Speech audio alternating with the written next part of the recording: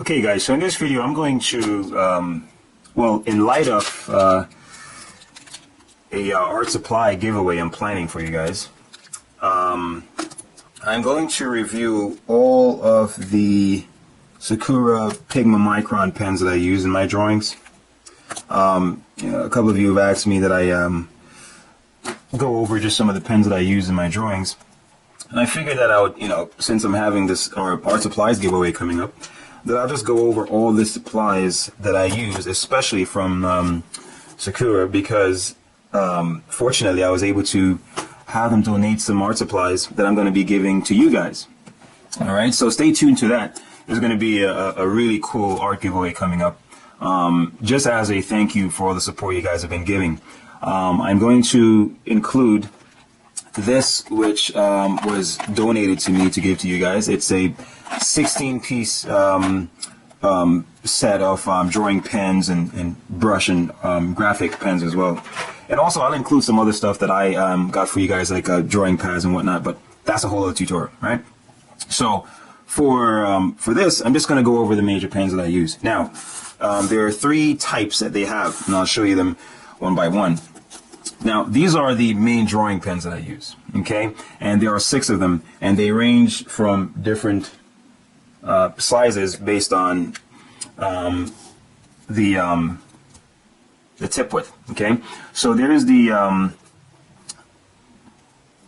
005, there is the 01, then there's the 02, and there's the 03, 05, and 08. These are the 6 main tip widths that they have. Okay, these are all the Micron, and they're archival ink, waterproof. And why do I like them? I like them because of the way they flow on the paper. It's really smooth. I've used a variety of pens, and I'm going to show you some other ones that I have. I mean, technically, I use basically anything, okay? From if this is what I have to draw with, I will draw with, okay? And that's one thing you should understand. When it comes to practicing basic principles, you shouldn't be so anal about, what you're using. However, as you start developing your skills and you start doing more finished drawings or whatever it is, you'll find that the better your tools are, the better quality you can get. So, you may want to, in your best interest, try to get as best of tools as you possibly can, okay? So, again, I'll use anything. Now, I've used other brands, but for some reason I always stick with the Micron. I always end up going back to the Microns because, like for example, with this Copic, this is a 0.1. It's pretty cool, but it just doesn't offer me as much, it just doesn't feel as fluid and consistent. It doesn't feel as consistent in terms of the way the ink flows out of the pen. But for most drawing purposes, they're okay. You see what I'm saying? It just doesn't feel the same. Now, an advantage with the with this one though, and it works well for a lot of other people. It's just for my taste. The cool thing about this is that you can actually replace the nib, and I think that's one quality that's really awesome. Okay. Like, for example, when I bought this, I have an extra nib here. So just in case, because they're really delicate, so you have to be very careful about how much pressure you put, how hard you press on the paper when you're drawing, okay? I even have, here's a Pitt artist pen. Actually, this is a brush tip. I'm going to get to the brush in a second, but I'm going to go over these first. And a Prismacolor, a brush as well. There's a couple that I actually use here, and I, just experiment with them just to get different feels. But as I said, these are my favorite. Now, how do I use them? Okay, generally I stick with the, I generally use the 0.5. Actually, see, I'm using a 0.5 to demonstrate here. The 0.5 is like a nice middle, even though it's right here. These are pretty small. Okay, I usually use either the 0.5 or the 0.3 generally, because the lines, and I'll show you here, the lines are right in the middle for when I'm doing certain drawings. Actually, let's say I'm doing a drawing of, trying to find, whatever. I'm just drawing a little drawing of something here, whatever this turns out to be. Let's say it's a skull, an animal skull or something. All right. See, just for basic outline purposes, it's pretty cool,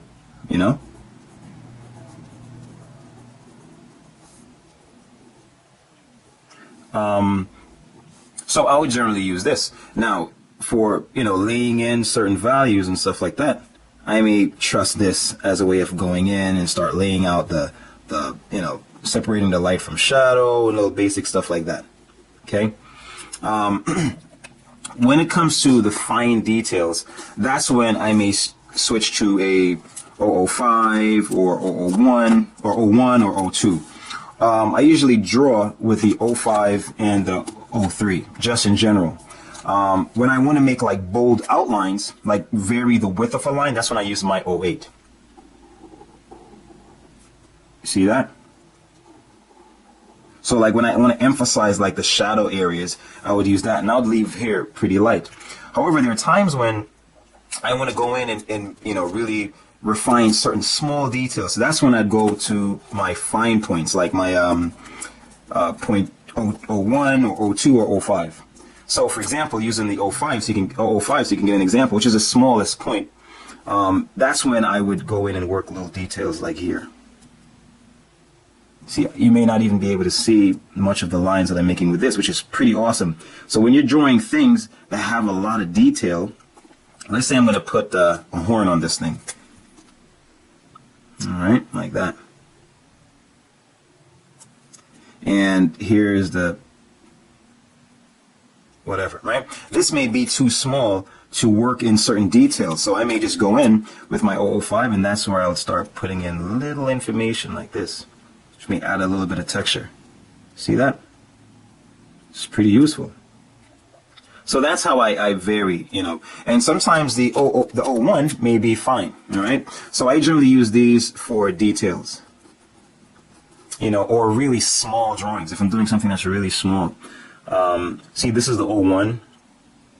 So actually, I'll put up a series of lines so you can see them. This is the 05. 05 actually. Then there's the 01. Then there's the 02. Then there is the 03. As I said, I generally use the 03 or 05 when I'm doing most of my general drawing. So this is the 03. Then there is the 05, which is like the one I use the most. So I generally have like 4 or 5 of these. And the ink lasts pretty long, actually. I wouldn't be able to say like how many days or months or weeks or whatever, but they do give me a good amount of use. So here you see a variation of the lines. And these are the main pens that I use. Okay. Now, there's another set, which I'll call the graphic pens. And there's another one, which is called the brush tip, and I'm going to explain that in a little bit. Now, the graphic pens are more like markers, than like drawing pens. And one that I use a lot is, they go from 1, 2, 3. And this is 1, okay? And it's just like a regular Sharpie, see? So I may use this when I'm filling in areas, instead of, building it up with the smaller tip micron pens. So for example, see an area like that, then I would go in with a 0.808, and then I would make the transition from that solid black across. So it seems to blend evenly into that cross hatching of the smaller tips. See that? That's how I would use it. But it's really cool for like filling in small areas. And say for example, I wanted to fill in the areas between the teeth here. I would go in first with my 08 to get in the little crevices, the small areas. And then I would use the 0.1 and start filling it in. See, so it helps you to fill in large areas of solid blacks. And it doesn't have to actually be solid black. It can actually just still have cross hatchings and whatnot, but I use it mainly for that purpose. Okay? Then, and also, yeah, sometimes I'll use it for the outline as well when I want a really thick line, when the 08 may not be bold enough. Okay? Now, with these two, they're like chisel tips. Okay? See, they're just, one is just pretty much a little bit wider than the other. So this is the 2 and this is the 3. And I guess they're mainly for people who want to use them for calligraphy. See that? Stuff like that. But I don't really do much of this. So I use it mainly for just filling in certain areas and stuff. But to be honest, I don't really use these as much. I got to be honest about that. What I do use mostly is actually a Copic, and which is really thick. So if I want to really fill in like large areas, like in that tutorial where I did the solar system, like outer space, this is what I use. See, and this fills in areas really quickly. Okay, and also it's a double tip, so it actually has a bullet tip as well, which is pretty useful. So I really don't use these two, to be honest, that much. Now, this is one of my favorite ones, and I have it in a variety of brands. I have it in the Copic. I have it with the Pitt. I think I even have it in the Prismacolor. And why? Because the brush is really cool, because it enables you to shade in just like I would with that chisel tip. See, really easily. And at the same time, I can even draw with it as well. See, so by using it more vertical, I get, you know, straight lines, like so. And then by slanting it, I can fill it in. Now, that's one or two ways we can use it. However, the main way that I really use this brush tip is for making sinuating or tapering lines like this. See, like in that tutorial where I was discussing the line of balance, this is the line that I used. This is the tip that I used. See, it's really cool. So all I'm doing is just varying the pressure. Pressing, easing up, pressing, easing up, pressing, easing up, pressing, and you can get that nice tapering effect. So for example, you can have areas where you're shading something like this. And you can press on the areas that are, you know, in shadow, and in the light areas you just use a light line. See, that's pretty cool. So, and then you can even shade in areas like this, and then by having varying the pressure, like where you're pressing really hard and then you're easing up, you can do the same thing and get these nice tapering lines.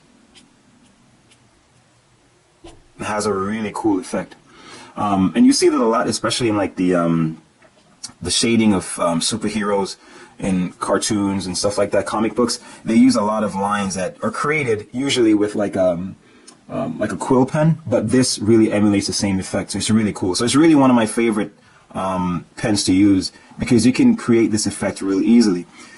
You can do the same thing with these. Well, you can try to create the effect with these, but it's not as effective because you cannot vary the tip as much. So I have to do more like a flicking action to get that tapering effect. But it's not as bold as I would create it with the brush tip.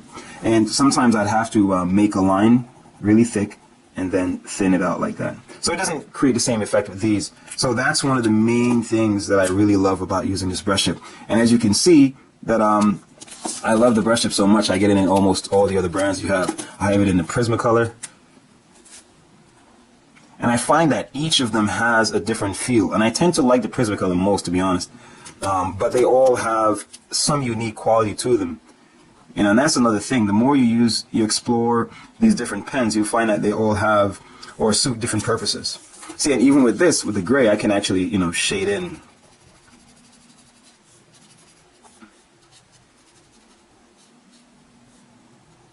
See, little stuff like that. The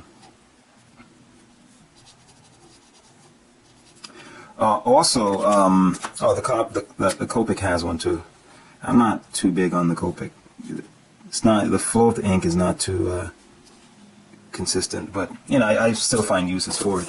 And of course, as well, which I will be doing tutorials on in the future, is that because of the waterproof quality of the ink, I can also use a brush and watercolor, which is pretty awesome. So I'm going to be doing some tutorials on this in the future. Remember, my tutorial is about drawing everything, so the list I have is pretty extensive. So I haven't even touched into using ink washes as yet. All those tutorials are coming up, guys, so don't worry about that. I'm going to be showing you how I incorporate color in my my drawings. So they're pretty cool because you can use them with watercolor as well. And see, there's no smudging of the ink or anything. It's pretty awesome stuff. So there you go. I hope that was pretty useful. Those are the Micron pens that I actually